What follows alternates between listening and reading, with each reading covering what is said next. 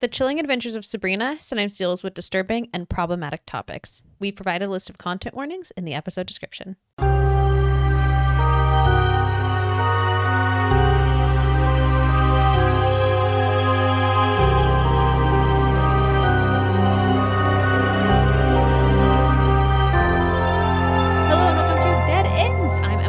Brenton. And we have one final episode of The Chilling Adventures of Sabrina for you for this season.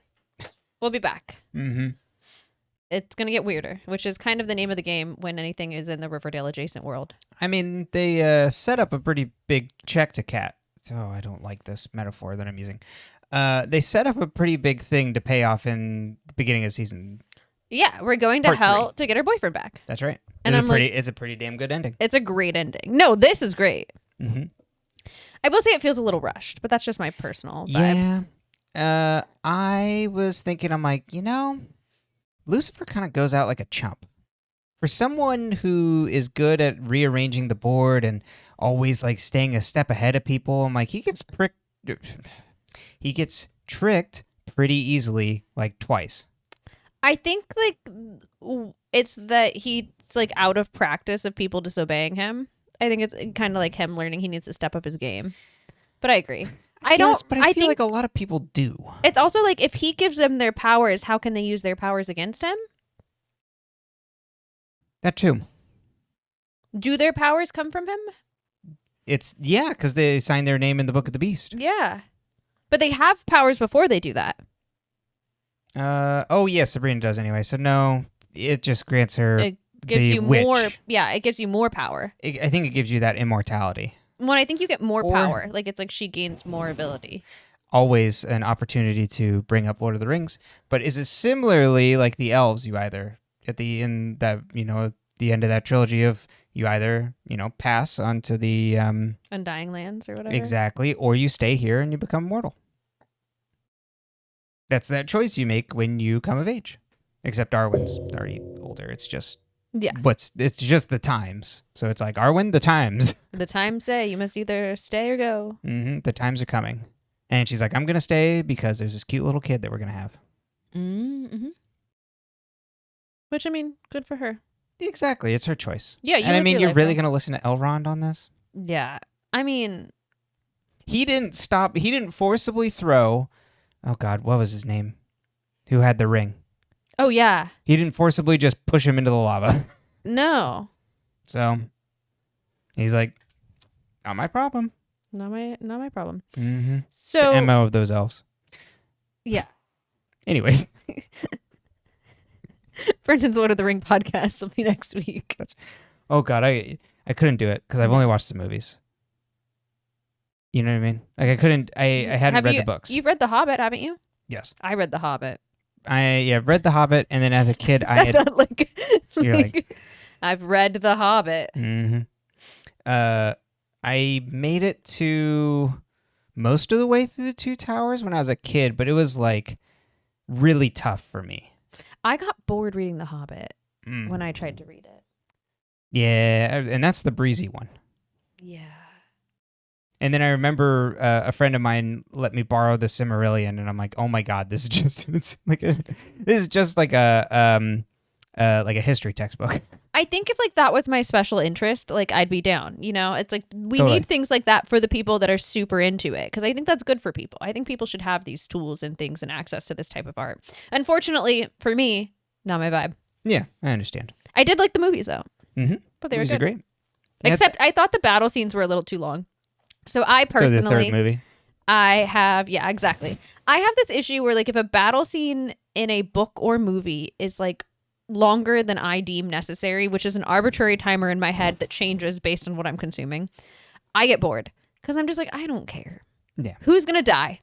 Mm-hmm. Like, get me to that part. I need to know because I don't know. Like there's an amount of it I can tolerate, obviously. Like I want there to be some on the page like battling and things happening if that's part of the plot. Like I think that's fine. I think that's important to show like what the character I want a battle scene because I want to see what the characters can do and how clever they are. I don't want a battle scene for the sake of a battle. Does that make sense? Yeah. And I feel like at a certain point, especially in movies, Like, that's why I got really bored in like Marvel movies after a certain point, because I was like, I don't care anymore. Yeah. Well, the thing with Marvel movies, Captain America has a shield, okay? We get it. And he's got a great ass, and we need to just focus on these things that he's got and let everything else go, and we need to move on with the plot. yeah, with the Marvel movies, it's just Who was he fighting? Doesn't matter. who's to say? But it just ended up becoming, it's just like power blast, CGI, power blast. Yeah. Whereas like, even going back to like the Spider-Man movies, you got it interspersed where it's like Spider-Man's got to save these people on the train. He's battling Dr. Octopus on the train, but really he's got to balance both things. So then you're like, how's he going to do it? Is he going to be able to do it? I do think Spider-Man tends to have more practical effects too, because you have to have the person. You don't have to, but like it seems like they tend to have the person swinging. Right. And even when it's CGI, it's not, again, same, like he's not doing laser blasts. So it's like he's, and in the stakes of the thing are more grounded in like what's going on in the environment around him. Definitely. I was thinking about that because I was talking about like practical effects versus CGI and stuff like that. So I was talking to my my eyebrow waxer about the movie Halloween Town, which is one of my favorites. It's a Halloween specialty of We mine. hope you watched it over Halloween, and happy Halloween, everybody. And if you didn't, you could watch it now. That's right. There's no stopping you. Mm-mm. But so what's fun about those movies is like Benny. I'm pretty sure that's the name of the skeleton who drives the taxi. I think you're right. I'm pretty sure his name is Benny. He's like that was a real animatronic that was like being controlled by like a robot that was like driving them around, and like people were controlling him. Yeah. And so like that to me is so much more fun than like, let's just pop in this character here. Or let's just pop in this effect here. Mm-hmm. And like, I would much rather have like dry eye style, smoke machine style like effects than like, here's some big explosion that's CGI and fake. I want real things so bad. Yeah. And I think there's like obviously I don't need them to abuse animals for real. You know what I mean? Like, yeah. I think in The Greatest Showman, the elephants are very obviously CGI. And so you're like, you know what? You didn't hurt elephants, so I'm okay with that. Mm-hmm. Like, I think there's lines. Yeah, exactly. Mm-hmm. Did we need elephants at all? That's a creative choice I wasn't a part of. Uh-huh. And I mean, all the horses that were used in Lord of the Rings and all that stuff. So, there's costs to these things, but... Yeah, but those are real horses. They did that all for real. Yeah, it was right. all That's for what real. I'm saying. Like, using real animals in these things. And it was a bunch of women, I believe, who were on most of the horses. I think Right. that's the lore because they needed people who could ride their horses, and In women. New Zealand, that was the women. Mm-hmm. Well, in most places, I think there's a lot of women who take good care of and ride their horses. Makes sense. Everyone I know that rides a horse is a woman. Same. Yeah, we know the same people. That's right.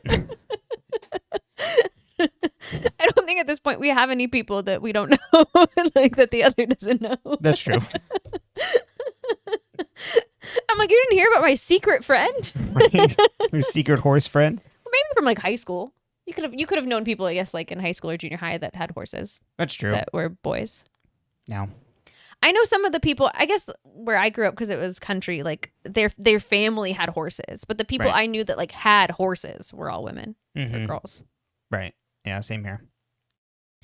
But Sabrina, back to our show. We got so lost in the sauce. But yeah, it does. It would have actually been nice now that like you kind of see Lucifer here. It's like if we had maybe a couple episodes with it, but Also, it would have been fun to see him before we knew who he was. Oh, he's like walking around and there's this guy. Yeah. Like how he shows up at Dorian's and Dorian's like, oh, hey, handsome. Yeah, and hey, Nikki. Yeah, and then it's like, oh, shit, sorry. Bow down. Yeah, my bad. Yeah, what if he was just doing like devil things where he's just playing little tricks on people? Yeah. That would have been fun. So yeah, I think it works well enough, but it does kind of rush. Mm-hmm. Well, I do love Luke Cook though. He does a great job. Should we talk about the cast then? That's a great little segue right there. Not a little segue, that's a great segue. No, it's a little segue because I didn't. I'm a woman. Everything we do is small and minuscule and unimportant. Oh, well, look up in the textbook of stepping in it. Well, Lucifer Morningstar is now played by Luke Cook. So, Oh, whoops. I accidentally jumped to the top of my notes. Uh-oh. Apologies. Has been in a number of things, but will now be, Lucifer going forward on the show. But was also in the recent Dynasty show. That was the revival of the soap opera as Oliver Noble. Recently in Hacks. I know a lot of people like Hacks. I've not watched Hacks. It's gotten a lot of Emmys. I've never heard of this. I think it's like a comedy. Oh. But yeah, I know it does well. It's just funny just because we don't consume like cable television in the same way as we used to as a society. So like if someone does not tell it to me or it does not come across my phone, I don't know it exists. Yeah, I haven't seen a lot of clips pass by, but I've seen a lot of people talk about how good it is. Like that. So, he also played Dorian Gray in The Librarians, and then we'll see him later on Katie Keene as Guy Lemontague. No, I don't know how you say the last name. Anyways, but it's also in the video games Call of Duty Modern Warfare 3 and Black Ops 6 as Jack Fletcher. And then was in Star Wars Jedi Fallen Order as Sork Tormo.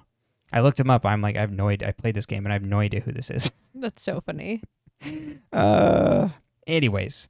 And then our second cast member this week playing original Lilith, I guess, as we would say.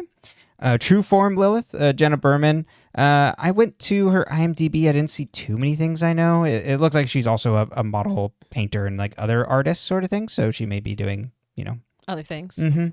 But was in the 100 for 2 episodes as Karina, and then was in the Halo Forward Unto Dawn series as Kelly. Nice. Which was I think that was a web series. Yeah. So there you go. Before that recent Halo show that was on Paramount Plus. That, I don't know if anybody watched it. I didn't know that existed either. Yes, it did. But anyways, that's our cast for this week. Our cast to round out part 2. There we go. And we might as well get into the recap then. Chapter 20, the Mephisto Waltz. So, background information on this. They dance to one of the waltzes. This is the Mephisto waltzes were composed. They're 4 waltzes composed by Franz Liszt. The first one is the most famous one. I believe that's what they dance to after Masquerade. Mm-hmm. Masquerade! It really got in my head after that. Uh-huh. It's an earworm, I gotta tell you. Which we then, because I've never seen Phantom of the Opera, Emily's like, go look it up. So then we looked up the scene, and I'm like, oh yeah.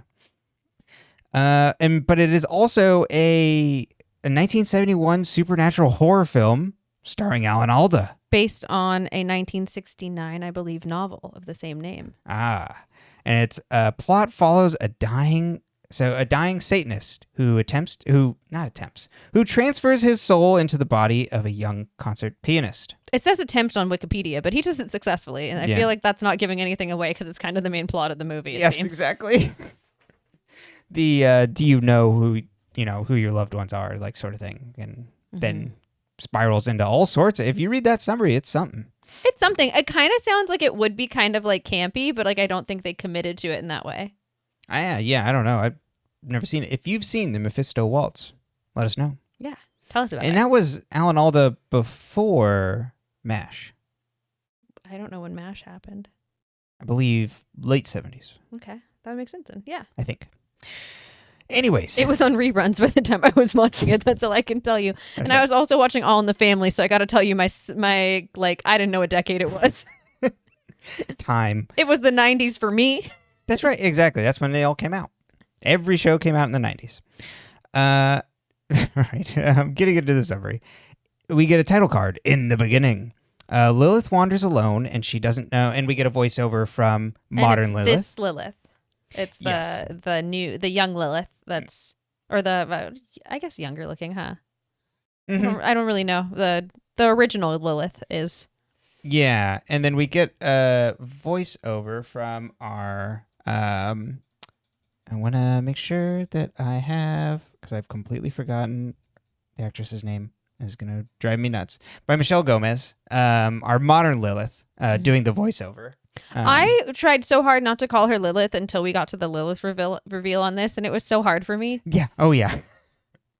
I was like, ooh, I gotta really just do. Or it's like Wardwell.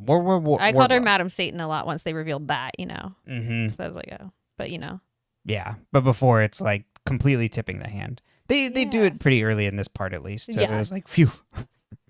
Lilith wanders alone and she doesn't know how long she's been walking because she was spurned by Adam. And even though she was the original woman, she meets Lucifer Morningstar, who's a fallen angel, and they join up, and she tends to him and heals him. Because they ripped off his wings. Mm-hmm, so he's got these big wounds in his back. And she tells us that she was the first witch and first woman. In the present, Lucifer in hoof form steps out of the fog, but slowly transforms into his fallen angel/human form, complete with loincloth. Not fully nude, but, they cover him up. We just get an ass shot later. Sabrina runs home and tells the aunties what happened and the hordes of hell coming to Earth. Also about her losing her powers and her ruling by his side. And Zelda's like, a child bride. I won't let this happen. And then she gets everyone to prepare protections around the house. As they drive stakes into the ground, the mortal friends come wondering if Sabrina is the real one and it isn't trying to turn them into vegetables. Which I go like, oh, right, they didn't get closure on that. Nope. And Sabrina tells them about what's going on, and Harvey says, well, we can go into the mines and find the gates of hell. And Nick's like, don't let them do this. This is really dumb. And she's like, no, it's okay. I trust them. And Harvey suggests using dynamite to blow up the gates. I don't really know what he thinks that's going to do. I don't either. And then I think afterwards he's like, oh, well, that was a dumb idea. The three rush off, and Nick heads off to try and find where Lucifer is, because Lucifer is loose in Greendale. Prudence goes to her sisters and asks for their help, and they're like, well, you're not your sisters anymore. We don't have the Blackwood name. And she's like, well, how about helping me kill him? And they're like, okay, yeah, well, we'll do that. Dorian polishes his cups, and we get an ass shot of Lucifer entering. Lucifer introduces himself and asks where Lilith is, and then she appears. She tells him about being upset about Sabrina ruling, and he's like, well, you'll be leading the hordes when the gates of hell are open. And then she's like, well, that's not like, I'd rather be ruling. And he's like, threatens her and tells her to bring Sabrina. The Weird Sisters perform a spell, and Blackwood finds himself bleeding from his nose when Melvin bursts in. It's like, the Dark Lord is back. Blackwood walks by the Weird Sisters doing their spell, and they try and cover and he's just like, never mind, whatever mischief you're up to or something. Yes. And it's like, Prudence, attend to me as I go to see the Dark Lord. Zelda looks through the Bible and it's like, I can't find anything about the end of the world. And Sabrina's like, well, the Dark Lord lied so we can serve him. Sabrina thinks her dad knew about this, and that's why he married her mom. And Ambrose comes in after finding a spell so the Dark Lord can't see her. Lilith comes in and tells her she can't run from the Dark Lord and summons Sabrina and the Spellmans cast spells to stop her. Lilith reveals herself as Lilith to the family. Sabrina gets pissed. She killed her favorite teacher. That's one of my favorite lines in the whole episode. She's like, you killed my favorite teacher. Because it's like, once again, just showing us Sabrina. She's like, she was my favorite teacher, I think is what she says. But like, it's like she's this kid. Yeah. She's just a kid. Mm-hmm. Oh, I thought that was so good. Lewis says, you have to come with me or the Dark Lord will destroy everything in his path. And Sabrina agrees so she can learn the truth. And Lewis says no one else can come except her familiar. And then Salem's like, okay, cool. Blackwood catches Lucifer up on the church, and Lucifer asks about Sabrina and chews out Blackwood for calling her dangerous, because every single time someone comes up, everyone's like, a teen? Her? Really? And then guess what? All comes back to bite him on the ass. He tells him that all the churches now report and bow to Sabrina. The mortal friends prep dynamite and supplies, and Roz thinks the cunning can help find the gates of hell. And then Harvey's like, well, I'm going to bring my sketchbook, which becomes very important. Sabrina asks why Lilith bends the knee to the Dark Lord, and she says promises were made that if she served him faithfully, she'd be Queen of Hell. She says Lucifer was kind at first, and that he first landed to Earth where Greendale is now. As time passed since his fall, he turned into a being of darkness, and we see that's his demonic form with hooves and horns. Lilith says she serves him because it's all she's ever known, and Sabrina's like, that's a terrible and weak reason. Sabrina is brought into Dorian's to feast with Lucifer. He says she should thank him for the power he gave her, and that her being so powerful makes her a fit consort. He tells her she'll blow the horn of Gabriel so the aristocracy of hell will be released, and then when they perform the Mephisto waltz, the gates of hell will be thrown open. She tells him no, and he says she has no other path, and he's guided her path all the way up until now, including invites Nicholas Scratch in. Nick tells her Lucifer asked him to get close to her, but he really did fall in love with her, and then Sabrina spits on him. That's a move. It's a move. It's so good. It's so good. She asks if her dad was involved with him, and Lucifer says, Edward isn't your father. Bum, bum, bum. I am. It's like back-to-back blows that are so good. It's really good. She's like, I lost my favorite teacher. My boyfriend was being told to be my boyfriend by the devil, and my dad's not even my dad, which means my aunties aren't even my aunties. I think the Lucifer being her dad is a really good twist, and it explains why her powers don't have the limits of other people's. Let's see, and then Sabrina leaves, and Nick goes to chase after her, but Salem hisses at him. That's right, Salem, get his ass. The mortal crew go into the mines and back to the mosaic of Sabrina. Roz touches it and has a vision of the gates opening, and Roz leads them to where the gates are. Blackwood preaches to the church and says Lucifer gave him his holy blessing as the one true church of Judas. He invites them all to take part of infernal communion, and him and Prudence serve wine to the coven. Hilda says Sabrina's birth might be true. She says her parents were having trouble getting pregnant, and Edward and Diana went to the Dark Lord to ask for help. Ambrose says this inverts the Holy Trinity by having a baby with witch, mortal, and infernal blood. Did he say invert or perverts? Perverts. Okay, yeah. Perverts. Because my first note is Sabrina's father, and then it says perverts. And I was like, what? I had to read the That's right. Perverts the Holy Trinity, but I was like, that's son of a Sabrina's bitch. father's a pervert? I was like, casting aspersions on Edward. I was like, I wrote this yesterday. Like, I think I'd remember why I wrote this. Mm-hmm. I'm happy to help. And then, by having a baby with witch, mortal, and infernal blood, Sabrina says, our tagline at the end of the episode, not today, Satan. And that she'll fight Lucifer. Lilith comes in with ideas on how to fight back. The mortals come upon the gate, and they don't think dynamite will work, so Harvey asks Roz to use her cunning on the gate, which is an insane ask in my book. Roz does it, though, and the gate overpowers Roz, and Harvey pulls her off and says the sigil, and then Roz is like, the sigils on the gates are like locks, and Harvey's like, can you describe them? And I can draw them. Roz says, maybe I can share them with you, and uses her power to share her visions with Harvey, and he rapidly draws the sigils. We're like really one-upping Roz's powers in this episode. Yeah. Like, I like that. I'm into it, but I just thought it was funny. It was like, oh, Roz went from like, I'm afraid of this thing, I don't know how to use it, to I've been practicing. That's right. Like, I can do this. Back. Lilith says, I want to push back against Lucifer so I can have the throne and crown. She says he's not a god and I know his weak spots. Sabrina agrees. Lilith says, go to the altar in the woods and asks if anyone knows how to smelt. And then also asks if anybody knows how to smelt. Ambrose makes a horseshoe out of iron and also pulls, if you remember the stake that he had like from his like tarot card vision, apparently like Father Blackwood did have him make it. I don't know. I thought that was funny. And then Sabrina, maybe he'd had him made it, but he was afraid of what it was for. Oh, okay. Sabrina goes to the woods and pretends to submit to Lucifer. Lilith says the weak spots are where his wings used to be, and then Sabrina uses a horseshoe to pin him to the spot. And Ambrose jumps out to attack, and the ants come out behind Lucifer to stab him with these special knives. Lucifer pulls out the knives out of his back and says, "Only the spear of Longinus can kill me." A little shout out for Evangelion fans. He uses magic to hold the knives at the aunties' necks and tells Sabrina to sound the horn or it'll kill them. So Sabrina blows the horn and Lucifer disappears and Sabrina says, hopefully my friends are nowhere near the gates. Dramatic irony, because guess where they are? The gates start to open, and as they draw their guns, Theo runs up to add more sigils to pile around the gate, and it stops the gates from opening, but leaves just enough of a crack for when Theo's going like, "We stopped it, yeah!" A bunch of hands reach out and grab him, but they're able to pull him away. Lois is forced to help Sabrina get ready for a ball, and Sabrina looks into her father's journal for helpful clues. Prudence visits Blackwood and he's packing to run. Prudence asks about the coven and he's like, well, I poisoned them all. Prudence runs to go help the coven, and Blackwood says leaving me means leaving the babies, and Prudence says I will kill you for what you've done and runs off.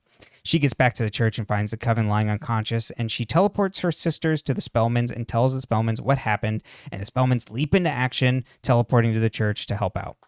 Lilith finds the mortals in front of the gate, and then Roz is surprised, like, Miss Wardwell, what are you doing here? It's really good. Just I love that she has the cunning, but like she has not had a single like realization about Miss Wardwell. That's true. Hey, you know what? But Lilith knew as a teacher, you know, you're never just supposed to be like touching your students. So like Roz never had a reason to like reach out and touch her. There you go. Prudence says her sisters are okay afterwards, but it seems like a lot of the coven didn't make it, and Ambrose and Prudence bond over being used by Blackwood. Sabrina realizes she needs to use the Acheron configuration to trap Lucifer, and Nick appears offering to help and asking for forgiveness. Nick says he originally liked her, and then after he had already, you know, they had like gotten to know each other originally, the Dark Lord came and is like, why don't you stay close to her? Sabrina says she doesn't think she can trust him again, and he begs her to let him help because he wants to stop the apocalypse as well, and they go through the plan, and it looks like she will need his magic anyway for the Acheron configuration. Lilith comes in with the mortals to help, and Sabrina gets them all on the same page. Lilith tells Lucifer she's made all the preparations for his coronation. She summons in Sabrina and masquerade regalia, and then people enter behind you as they all sing masquerade. Lucifer introduces Sabrina to the room and then invites Sabrina for a father-daughter dance. She dances on his shoes, you know, just as traditional. It's hooves. It's hooves, yeah, that's right. To the Mephisto waltz. We see the room chanting beneath their masks, and then Sabrina asks for Greendale, and it's like, can I have it as a gift? And he's like, sure. But then realizes the chanting is happening, and we see that the majority of the room was a glamour, except for the Spellmans, Nick, Lilith, Prudence, and Roz, and Harvey and Theo. They throw the Acheron configuration at Lucifer, and he breaks out of the Pokeball, unfortunately. Lilith holds him back and says the mortal body can keep him trapped, and Nick's like, I'll offer myself up. Nick tells Sabrina he loves her, and Nick traps Lucifer in his body. Ambrose knocks him out with a spell. Lilith takes Nick back to hell, where she'll assume the throne, and Lilith gives Sabrina her powers back and gave her a secret second present. Harvey passes off Nick as the doors start to close. Ambrose and Prudence gear up and head out to chase down Blackwood. Before they go, Prudence destroys the Judas statue with her two sick-ass swords. And then this is a nice practice for the new Mortal Kombat movie that she's in, only in theaters in 2026.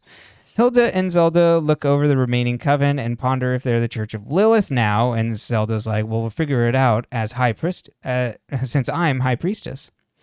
Sabrina decompresses with her friends, and she commends them for saving the world, and they can fight the forces of darkness together. They see Miss Wardwell, but the actual one come in to Dr. C's, and is like, I don't remember anything. Sabrina thinks this was the second present from Lilith, and then she's like, okay, everyone, our next mission, to go get my boyfriend back from hell. So to go to hell and get my boyfriend back? Yeah. And somewhere down in hell, Nick is sitting there going like, oh, you're not breaking up with me. And he's very happy. No. I mean, maybe, but no. Okay.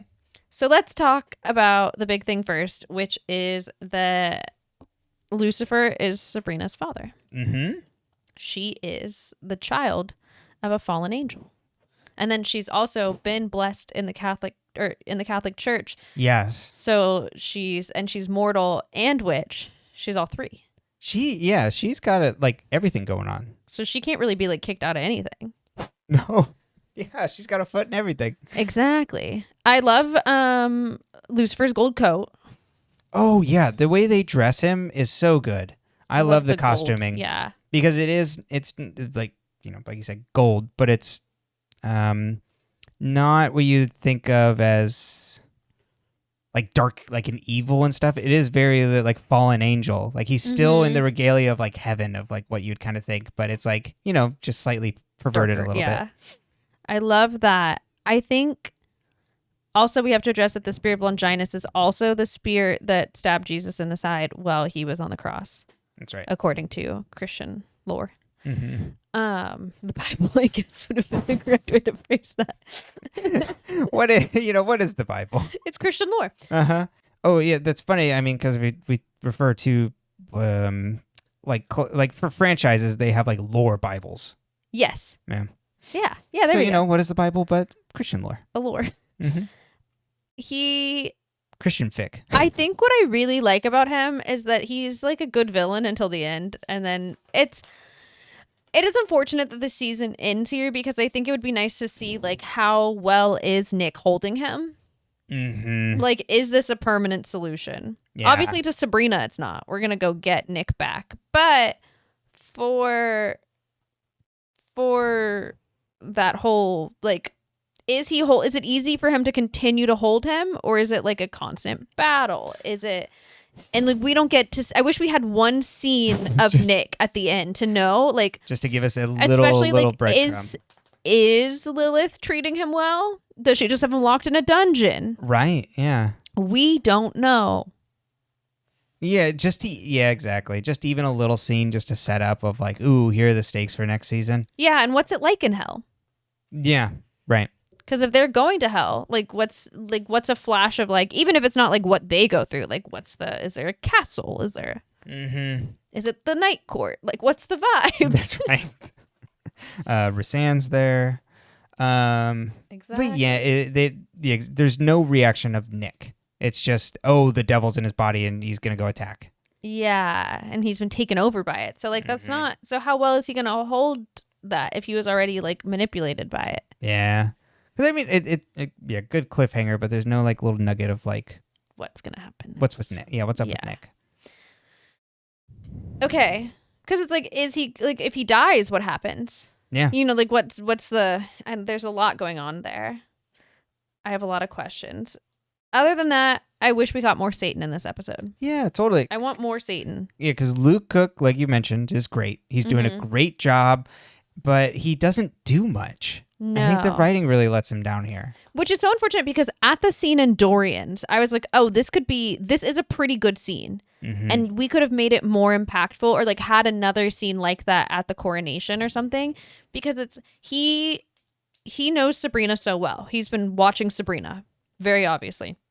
And so he knows Sabrina has this moral superiority of, well, I will never like.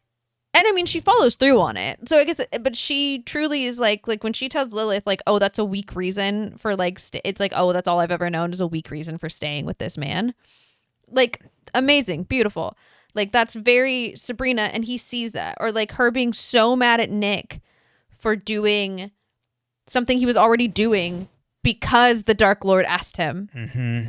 And so it's like, is she really that morally superior when she stole the gum after the fact? Yeah, that's true. Is she morally superior when she has done all of the things that he set out for her to do, even if she didn't do it on purpose? Yeah. Like, he's a master manipulator. Mm-hmm. And I just want to see him with doing that more. He doesn't do any manipulations. And it would have been fun to watch her out manipulate her. Like, it's giving Veronica and Hiram. Yeah. But it's that would be great. Yeah. Because it's like, oh, and then if she had outwitted him and been like, well, you promised me Greendale and like, so you can't hurt anybody here. So you have to go. And like, I'm kicking in. This is where the gates to hell are. So you can't leave because I own Greendale. You know, like something like that. Like where she outwits him. That's that same like double promise or not double. Yeah. Promise, Yeah. Like oh yeah, I can make this happen. But like by making this happen, there's all these like dotted lines. Yeah. Being able to use his own tricks on him.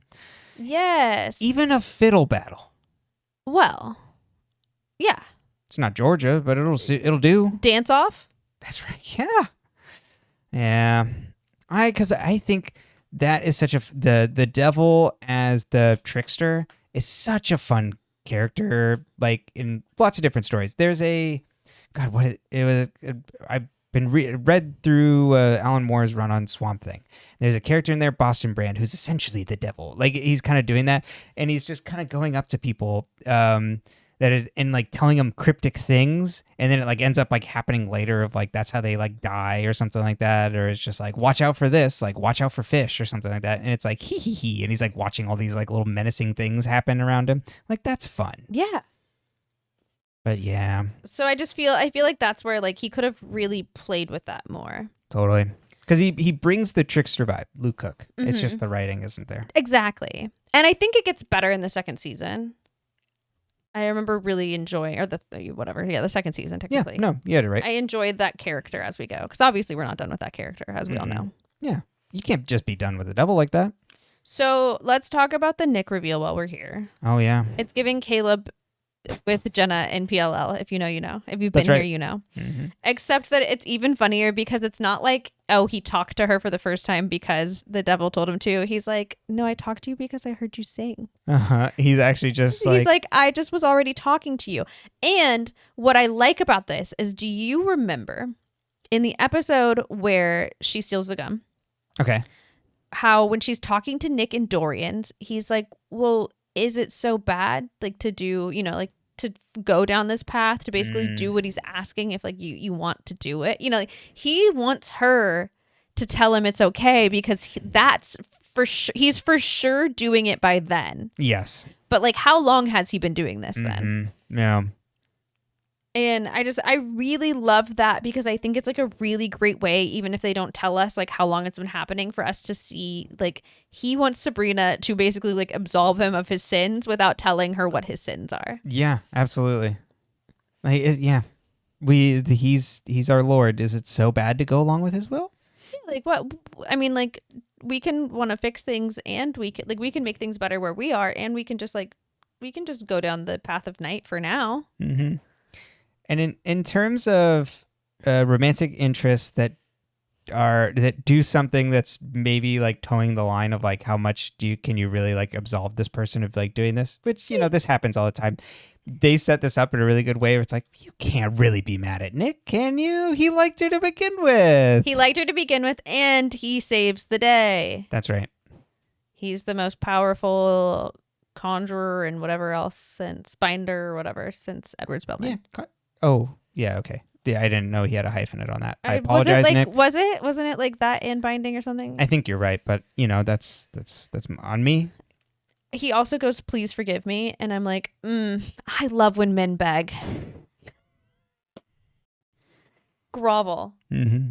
I mean, don't be annoying about it. Like, if I say no, I say no. There's a fine line between like hot groveling and not and hot like groveling. being a little worm. You don't want to be a little worm. But I want you to grovel a little. That's right. And so does she. She's like, yeah, if you solve this, maybe I'll consider forgiving you. That's right. And I'm like, I love this bitch. Uh-huh. And exactly. By the end, she's like, we gotta go save my boyfriend. Mm-hmm. I think what I really love about Sabrina as a character is that, like, she's so black and white in her thinking, even though her actions come out gray. Like, all of her actions end up coming out gray. Oh, yeah. But she's so black and white in her thinking and her judgment of others. And that's just so young people. Like, that was so me as a teenager. It's still part of me. Like, I relate so hard to that character because it's so easy to be like, well, I wouldn't do that. And then when you're in the situation, you're like, well, yeah, maybe I would. Yeah, exactly. Right, oh, you mean context matters? No. Who would have guessed? Exactly. But yeah, she's like, no, this is the only good thing to be able to do. And that's a lot of the thing, is a lot of show is her learning, like, well, maybe it's not always the best thing. Exactly. I just think it's very fun. And then exactly, like, you know, like, I don't think I could ever trust you, Nick, but she never doesn't ever not, you know? Speaking of, I don't think I can trust negative. You. No, I think that so that was something she saw in her tarot card reading. She was like, oh, yes. Is Nick betraying me? Can I not trust him? I don't know if I can trust you was the theme. Ambrose's tarot card reading comes back with that weapon. That episode also comes to roost in this a lot. Zelda ends up to be the high priestess. Harvey and the sigils. He references that, drawing the person from his tarot card reading. He's like, oh, like drawing to keep the monsters locked out of the portal. Yep. I forgot about watching or whatever. Yes. Theo's kind of came back with the weird gourd shit last week. Yeah. And not so much this week. Not, yeah. And then Roz didn't take the money, but like there's not much, and was healed, so there's not much to play with there. But I just was Roz has just worked out thanks to Sabrina. Yeah, I thought that was fun that like they got revisited to kind of wrap up this storyline. I love when there's like closed threads at the end of a story. Yeah. Or like at the end of even if like the story's going to keep going, but at the end of a book or a season. I just think that's nice. I think they wrap up this arc. Yeah, exactly. As a wrapper on the arc, works quite well. And I think where they leave off, you know, like you mentioned, referencing the tarot. I think that's really good. Like to bring that up here and tie that back. And then also I think where it leaves people is mostly interesting. Yeah, like Ambrose and Prudence are... It usually doesn't pick up, but I forgot to turn it on silent. Ambrose and Prudence are going to go hunt down Blackwood and get the twins back and then kill him. Yeah. And she gets they go like full like witch hunter regalia sort of thing. And then she decapitates the Judas statue, which is beautifully like that. I was just like, that's a great way to like sum up this whole misogyny plot line for them, you know? Yeah, I'd much rather, I would say she comes out cooler. I'm not so much of a crossbow guy as like Ambrose does, but she's got 2 swords. Yeah, she looks really cool. I always like the idea of the wielding the 2 swords, Mm-hmm. I don't think it's very practical, but it's cool. Yeah. I like where that ends up. Lilith gets her throne and her crown that she wants. Mm-hmm. Now, what's she doing with it? We don't know. That is fun too. Yeah. Of like her assuming the throne. It's like, okay, where is this going to go? But are they all going to listen to her? Is hell just as misogynistic as Earth? That's right. And there's exactly, because we didn't get to meet the hell aristocracy. Mm-hmm. And then also, hell is no different from us. The aristocracy, because they have all their money, they get to get let out of hell first. And the plebeians all had to wait, the hordes, as they call them down there, they had to wait for the final thing. They had to wait for the dance. They didn't get to come out with the horn. Yeah. That's what I'm saying. Canceling hell. That's a good idea. I think you should do that. But I just thought it was really fun and interesting. And then, of course, we have Blackwood running away. Yes. Because he Speaking refuses of worms, to bow down to the Spellmans. Mm-hmm. He would never bow down to a Spellman. Men would rather kill their entire church than bow down to a woman. Men murder their wives and children instead of addressing things often. I mean, enough that it's a thing. Yeah. So that is fair. What I think is really good about this show is it really does like focus on the amount of violence that is caused by men. Like all of the violence is caused by men for the most part. Mm-hmm. I mean, Lilith does some things, but not in this episode. But she had her arm twisted a lot of times, and sometimes you just gotta gets what's hers. You gotta eat the pizza boy. That's right. Sometimes you're hungry. Exactly. Oh, I forgot my favorite Nick line. He goes, "You taught me how to love. You taught me how to love." Poor guy. So we have to get him back from hell. Yeah. I'm a Nick apologist. I will defend Nick until my dying day. Exactly. And I think, ranking of things of him he's being told by his god to tell him to get close to a girl that he already liked. Yeah. Yeah. What's the harm? He didn't even have to pull the, hey, God told me that I should be with you. That's right. There you go. Cool. I guess, is there anything about the mortal side quest that you want to talk about? I love the focus. Like Roz is like, Harvey, why are you bringing your drawing pad? And I was like, why is he bringing it? I'm like, oh yeah, he has to draw the sigils. It works out. I think it is crazy. I've usually come and defended Harvey's decisions or his thinking, not his decisions. I don't defend his actions, but I understand where they come from. But where he is like, hey, Roz, reach out and touch that. What are you doing? You kidding me? That's the gates of hell. Excuse me.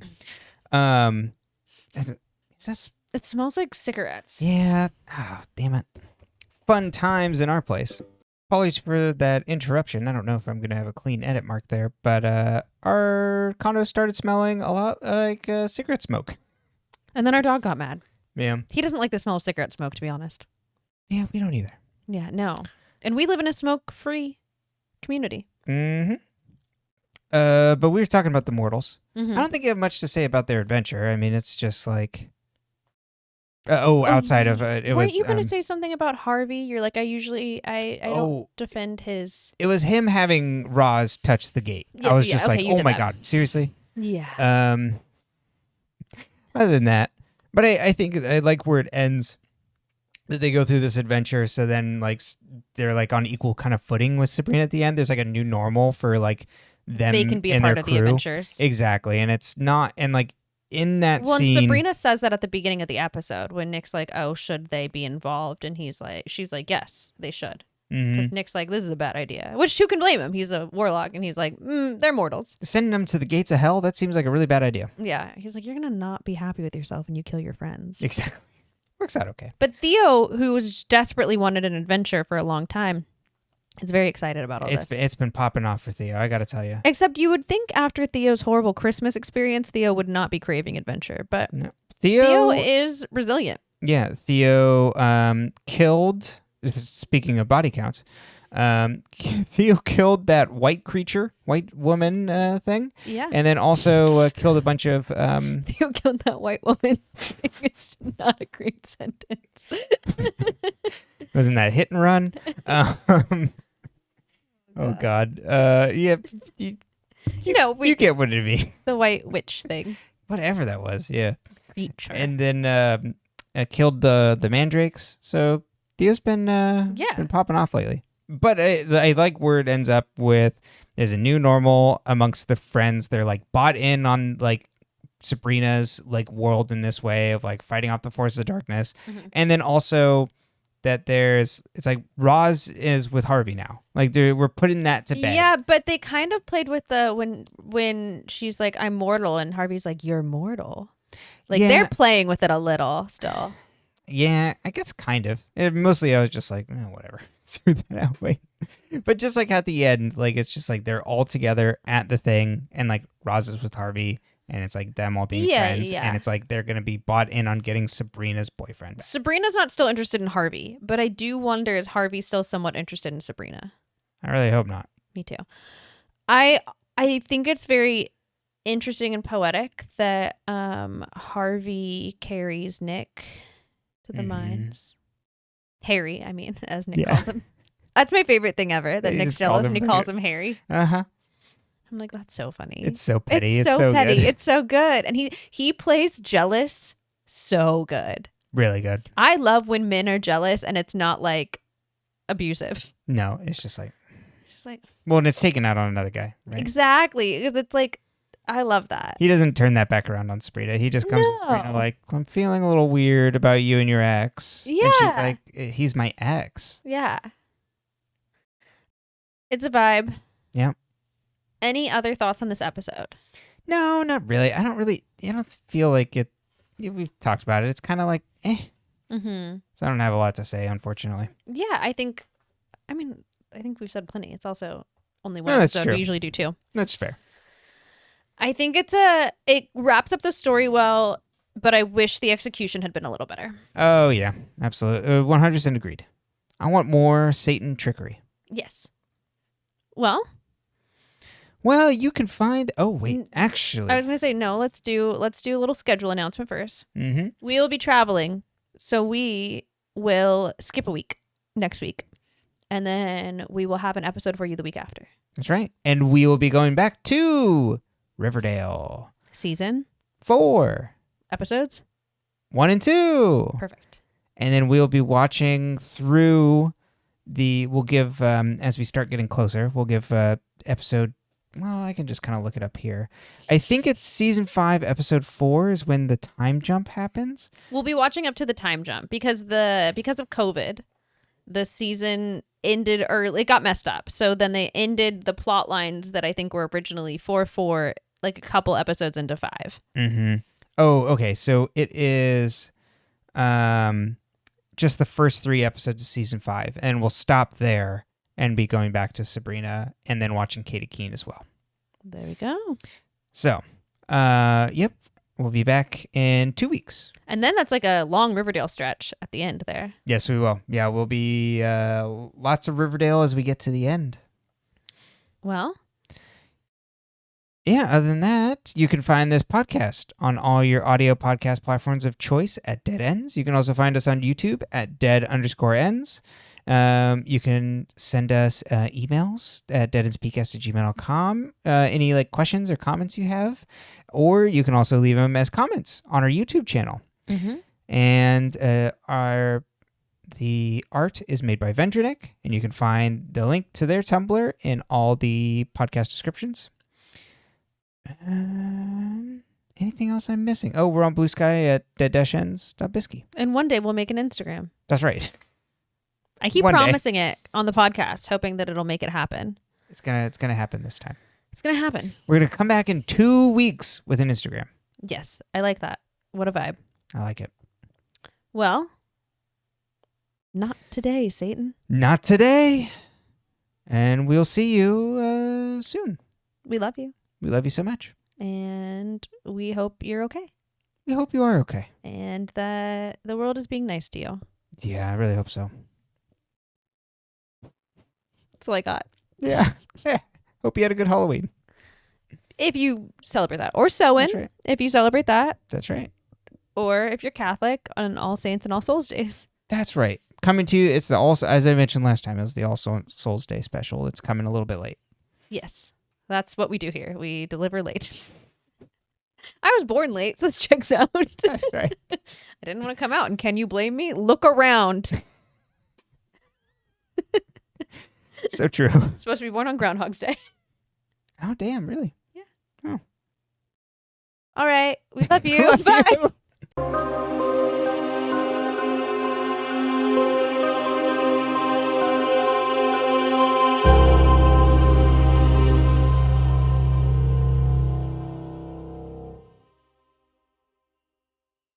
Masquerade.